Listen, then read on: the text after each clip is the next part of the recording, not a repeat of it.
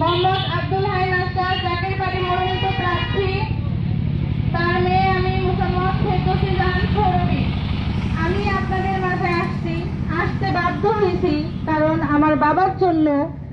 আমার বাবা দীর্ঘদিন থেকে আপনাদের কাছে পায়ে হেঁটে ভোট চাচ্ছে, সাইকেলে ভোট চাইছে।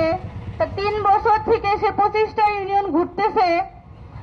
তো কয়দিন থেকে বাড়িতে আমার বাবা খাওয়া দাওয়া করতেছে না, কান্নাকাটি করতেছে, বলতেছে যে এটা আমার শেষ নির্বাচন, আমি যদি এই নির্বাচনে না হতে পারি তাহলে আমি কি করব, আমার কি হবে আমি জানি না।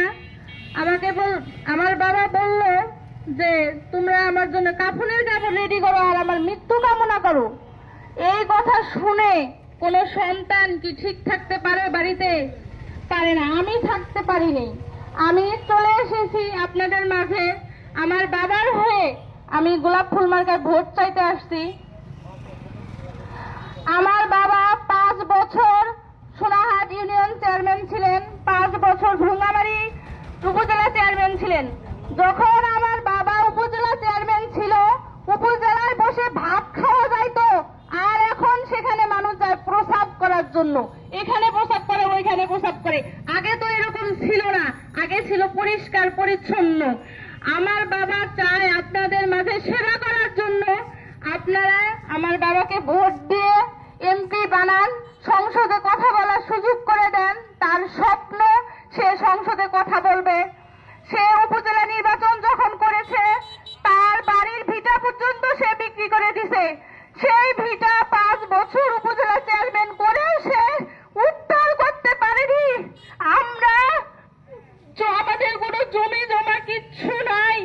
আমার বাবা যখন 10 বছর চেয়ারম্যান ছিলেন, চাকরিটা অন্যজন করত, সেই বেতনও আমরা খেতে পারিনি। এভাবেই সে সারা জীবন রাজনীতি করে গেল। সংসার জীবনে তার কোনো ধান্দা ছিল না, তার ধান্দাই ছিল সবার সাথে সবার সেবা করে যাবে। আমি চাই আপনারা সবাই একটি করে ভোট দেন আমার বাবাকে, দয়া করে।